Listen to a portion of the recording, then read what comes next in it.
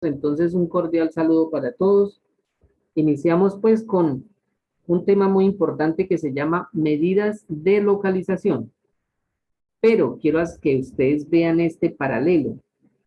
Datos no agrupados y datos agrupados.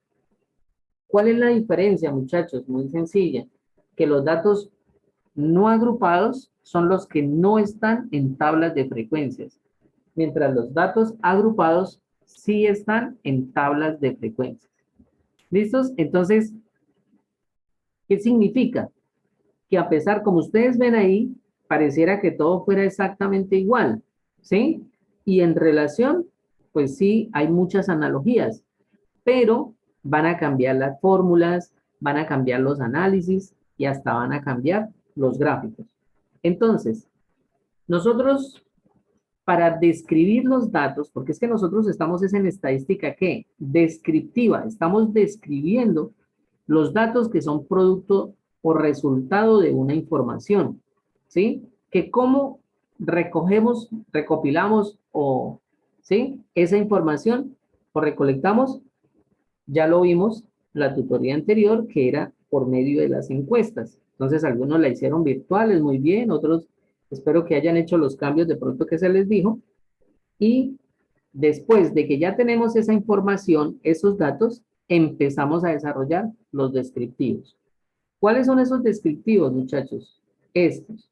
Las medidas de localización, las medidas de tendencia central y las medidas de dispersión. Aquí prácticamente terminamos la temática, ¿sí? Entonces, como ustedes se pueden ver, tanto en los datos, se pueden dar cuenta que en los datos no agrupados y en los datos agrupados existen las mismas medidas. Pero vuelvo a repetir, ¿cuál es la diferencia? Las fórmulas, los análisis, los gráficos, las conclusiones que me permitan hallar la fiabilidad de la información, ¿sí? Entonces, digamos, como a manera de síntesis, cuando yo agrupo los datos, ¿sí? Puedo hacer mejores análisis. Puedo hacer una estadística descriptiva, entre comillas, más eficiente, más objetiva, ¿cierto? ¿Por qué? Pues por la sencilla razón de que al agrupar la información, yo puedo coger cada grupito, ¿cierto? Y hacerle cualquiera de todas estas medidas. En otras palabras, cuando los datos no son agrupados, yo hago estas medidas a los datos en general, ¿sí? A todos los que tengo. Mientras los datos agrupados, al agruparlo por intervalos, puedo hallar estas medidas de un solo intervalo si lo preciso, si lo necesito, ¿sí? Entonces, por decir algo, que en un intervalo está la mayor parte de los datos y los otros intervalos no los considero necesarios. Entonces empiezo a hacer descriptivos, ¿sí? Sobre ese intervalo nada más. Y entonces eso se permite, o eso me lo permite hacerlo la estadística de datos agrupados. Bueno, ahora, entonces, venga, nos volvemos acá. Esto es como un proceso, muchachos. La estadística descriptiva es un proceso. ¿Por qué? Tanto en los datos agrupados o no agrupados es un proceso muy similar. Entonces, lo primero es recoger los datos, ya lo vimos cómo, ¿cierto? Hacer una ficha técnica, tan pronto tenemos esos datos. Es muy importante, por ejemplo, tener criterios de la selección de la muestra, ¿sí? ¿Para qué? Para que esa muestra sea representativa. Tengo también además que calcular el tamaño de la muestra, que no es lo mismo ustedes hacer un estudio estadístico con 20 personas a con 20,000, ¿cierto? Entonces ahí ya voy a necesitar una formulita. Son fórmulas muy sencillas. Ahora, después de que nosotros ya agrupamos esa información, empezamos con las medidas de localización, que es lo que vamos a ver ahorita. ¿Qué son esas medidas de localización? Es analizar, ¿sí? En qué parte está ubicada o ubicado ese dato que yo quiero precisar respecto a los demás, ¿sí? Ahorita lo vamos a ver con ejercicios. Luego hacemos las medidas de tendencia central. Yo puedo hacer las medidas de tendencia central o puedo hacer las medidas de localización, no interesa el orden, pero las medidas de dispersión sí tienen que ser después de las medidas de tendencia central. ¿Cuáles son esas medidas de tendencia central? Nosotros ya las vimos, ya las analizamos, ya las estudiamos de datos no agrupados, que son los llamados promedios, media, mediana y media aritmética. ¿Listos? Media aritmética, moda y mediana. Entonces, después de halladas esas medidas de tendencia central, pasamos a las medidas de dispersión. Ahí con eso prácticamente estamos terminando. Es analizar cuán dispersos están los datos respecto a la media, respecto a los promedios. ¿Listos? Luego de que nosotros ya hicimos estas medidas, las analizamos, ¿sí? Miramos en base a esos resultados, miramos los análisis, ahí sí pasamos a representar gráficamente, porque como les decía, las gráficas no son tanto para el que hace el estudio, sino para las personas que van a ver ese estudio estadístico. Y por último, pasamos a ¿qué? A las conclusiones y toma de decisiones, ¿sí? Recuerden que un proyecto estadístico se puede asemejar a un proyecto financiero, a un proyecto investigativo, a diferentes proyectos, ¿sí? Un proyecto agrario, un proyecto de inversión, un proyecto... Pero cuando es estadística, solo involucra la estadística. Y eso es diferente a que, por ejemplo, en un proyecto financiero yo utilice estadística. Eso es otra cosa, ¿sí? Que yo utilice estadística para un proyecto financiero es diferente a que el proyecto solo sea estadístico como tal. Por ejemplo, un censo, ¿sí? Cuando estamos haciendo un censo, eso es un estudio estadístico. Y ya después cogemos esa información y les hacemos los descriptivos que nosotros necesitemos. Bueno, entonces, esa es partecita de la teoría. Aquí ya pues nosotros estamos analizando o ya vamos a entender mejor el contenido temático de estadística descriptiva, ¿no? Porque ya sabemos más o menos hacia dónde dirigirnos. Entonces, eso, vuelvo y repito, es un proceso. Se recoge la información, se selecciona, se organiza de acuerdo a mi exigencia. Bueno, hay otra pregunta que ustedes me pudieran hacer. ¿Cuándo los datos deben estar agrupados y cuándo no? Todo eso depende del estudio estadístico que yo quiera hacer. Cuando es un estudio, por ejemplo, de servicio, cuando es un estudio que necesite, digamos, expresar la información con mayor precisión, ¿sí? Valga la redundancia, necesito agruparla. Dos, cuando sean muchos los datos, ¿sí? Cuando la muestra es demasiado amplia, se recomienda que se agrupen. Cuando los datos son poquitos y cuando lo que se quiere es un estudio estadístico sencillo, ¿sí? Pues simplemente se dejan como una lista de conteos, como una base de datos. Se dejan los datos sin agrupar y ya. Pero, por ejemplo, a ver, les voy a poner un ejemplo, digamos, donde tienen que agruparse. Digamos que yo voy a hacer una investigación, ¿sí? Y entonces tengo dos grupos de sujetos sobre los cuales yo voy a hacer la investigación. Digamos, pueden ser las vacunas, ¿no? Voy a analizar qué pasa con estos y qué pasa con estos otros.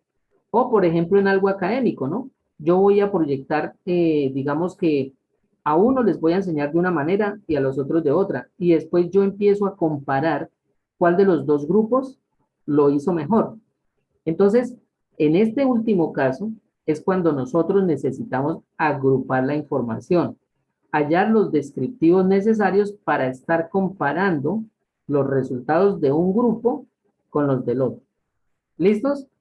Pero, mientras, si es un solo proceso de observación, ¿sí? Por decir algo, me voy para un peaje y empiezo a mirar cuántos vehículos pasan en el trayecto de 1 hora, 2 horas, si es un festivo, ¿sí? Y simplemente necesito estar llevándolos la contabilización, ¿cierto? Pues solamente lo hago con datos no agrupados y ahí yo puedo sacar un promedio y ya. Pero si ya me piden dentro de ese mismo estudio analizar qué pasa en los fines de semana, qué pasa entre semana, qué pasa en determinadas horas, pues ahí sí ya me toca agruparlos. ¿Listos? Entonces, ya en ese orden de ideas, muchachos, pues ya sabemos más o menos, ahora sí, de qué se trata todo esto de estadística descriptiva. Y vamos a ver percentiles, deciles y cuartiles. Yo no me acuerdo si yo les dije que consultaran. No, profesor, no nos dijo nada hace 8 días. ¿No? No, Ah, bueno. señor. Señor. Bueno, entonces están descansaditos, se me olvidó. Pero bueno, mejor. Entonces con eso están ahí más pendientes. Claro que la idea, como les decía, ¿no? No acabar tan tarde. Uy, de verdad que el sábado todo el día se desgasta uno hartísimo. Bueno, pero lo importante es ver lo que necesitamos estudiar. Bueno, percentiles, ¿a qué se refiere? ¿Sí? Aquí dice, un percentil se simboliza como P minúscula, ¿sí? Y presenta información sobre cómo se distribuyen los datos en 100 partes porcentualmente iguales. ¿Listos? Entonces, percentil se relaciona como en 100 partes porcentualmente iguales. A eso es lo que se refiere un percentil. Se relaciona un poco, digamos, por ejemplo, cuando hablamos del 100%, ¿sí? También es algo similar, es algo muy parecido, ¿sí? ¿Cuál es la diferencia? Que aquí el percentil se calcula distribuyendo o dividiendo, ¿sí?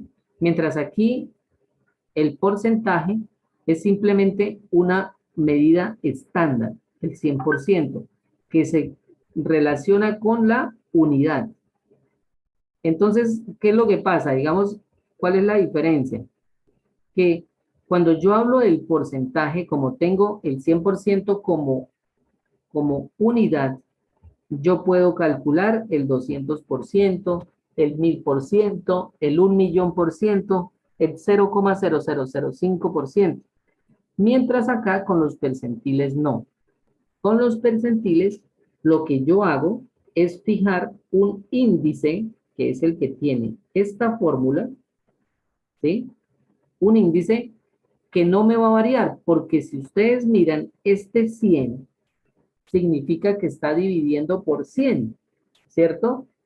Y que si yo calculo el percentil, entonces es lógico que el máximo percentil que yo puedo hallar es 100. Va desde 0 a 100. ¿Por qué? Porque se divide en 100 partes igual. Ahora, algo importante. El percentil 100, pues no hay necesidad de calcularlo porque es el 100% de los datos. El percentil 0 no existe. Entonces yo empezaría a dividir desde 1. Pero entonces, ¿por qué yo dije desde 0 hasta 100? Porque se puede hacer matemáticamente, yo lo puedo calcular. Pero eso, vuelvo y repito, no significa de que, digamos, de que no se pueda hallar matemáticamente en un sentido y el otro que se pueda hallar en la realidad. Pues, ¿por qué? Porque el percentil 100, pues va a ser el 100%, entonces no dice nada. Bueno, entonces, aquí nos dice cómo calcular el percentil. Es este método. Ahorita lo vamos a ver con un ejemplo en la siguiente tutoría. Primero, se ordenan los datos de manera ascendente. ¿Qué significa eso? Que es de menor a mayor. Entonces, me dan unos datos no agrupados, ¿no? Datos no agrupados. Me dan unos datos. Así como, a ver, ¿cuál era el otro proceso que tocaba organizar de menor a mayor? ¿Quién lo recuerda? La moda, No, es la mediana, la mediana. la mediana, correcto, Juan. La mediana. En la mediana se organizaban de menor a mayor. Luego, segundo, se calcula, ¿sí? El índice P sobre 100 por N, donde P es el percentil que yo voy a calcular, ¿sí? Por ejemplo, llegan y me dicen, vamos a calcular el percentil 34. Entonces aquí coloco 34 sobre 100. Ese 100, vuelvo y repito, siempre está ahí fijo, siempre está constante porque es lo que significa percentil. Multiplicado por n. ¿Quién es ese n? Por favor, es la muestra. Es el número de datos con el cual yo voy a trabajar en medidas de localización. ¿Listos? Bueno, entonces, luego de que se calcula este i, ¿sí? Pueda que ocurran dos cosas. La primera, pueda que me dé un número no entero, que no sea entero. Y la segunda, que sí me dé un número entero. O sea, Hice esta fórmula, ¿sí? Y me dio un número decimal, un número que no es entero. Entonces, hacemos lo que nos indica acá. Pero si nos da que es un número entero, entonces hacemos lo que dice acá. Entonces, ¿qué pasa cuando no es entero? Entonces, cuando no es entero, se redondea, ¿sí? No es tanto que se aproxima. ¿Cuál será la diferencia entre aproximar y redondear? Aproximar, por decir algo, 2,3, ¿sí? 2,3 significa que yo me quedo en 2. ¿Por qué? Porque este número decimal es menor que 5, ¿sí? Entonces se deja en 2 solamente. Pero si yo tengo 2,5, ahí sí se aproxima a 3, ¿sí? Ahí pasa al siguiente entero, o 2,7 o 2,9, ¿sí? Eso, por favor, es aproximar, ¿sí? Que es el método de aproximación y que se utiliza no solamente en matemáticas, en estadística, sino en muchas otras ramas de las matemáticas. Pero ¿a qué se refiere redondear? No, redondear es que así me dé, por ejemplo, 2,1, por el solo hecho de pasar el número entero, 2, y tener algo de decimal, esto se redondea a 3 automáticamente. ¿Listos? Entonces, en la aproximación, vuelvo y les digo, recuerden que era de 0,5 menores que 5, ¿sí? Pero cuando es mayor o igual a 5, se aproximaba al siguiente entero, mientras aquí el redondeo no. Aquí el redondeo no interesa, puede ser 2,3, 2,7, 2,4, 2,1, 2,01. Redondear significa que se aproxima al siguiente entero. Entonces aquí dice, si no es entero, se redondea y el valor entero inmediatamente mayor que indica ahí la posición del décimo percentil. ¿Listos? Entonces, por ejemplo, me dio el percentil en el lugar 15,1, por decir algo. Entonces yo ya busco que ya no va a estar en 15, sino pasamos al siguiente numerito que es el 16. Ahorita en un ejemplo esto lo van a entender más fácil. Ahora, si i es entero, o sea, ¿qué pasa si nos da un número entero? Nos dio 12, ¿sí? Entonces lo que hacemos es lo siguiente. El promedio de los valores de los datos ubicados en los lugares i e i más 1. O sea, que cogemos el valor 12 y cogemos el valor 13, ¿sí? El valor al cual represente 12, el valor al cual represente 13, lo sumamos y lo dividimos en 2. ¿Listos? Lo sumamos y lo dividimos en 2. Eso es cuando es entero. Cuando no es entero, se redondea. ¿Listos? Cuando es entero, se hace el promedio. Entonces, muchachos, queda pues un minutico, vamos a dejar de grabar hasta acá. Y ya ahorita vamos a ver los ejemplos, se van a dar cuenta que esto es muy sencillo, ¿sí? Entonces, esto no quiso, ahora sí. Aunque, profe, ahorita hacemos un ejercicio en Excel, ¿sí? Claro, sí, esto ya con un problemita ya es más fácil, pero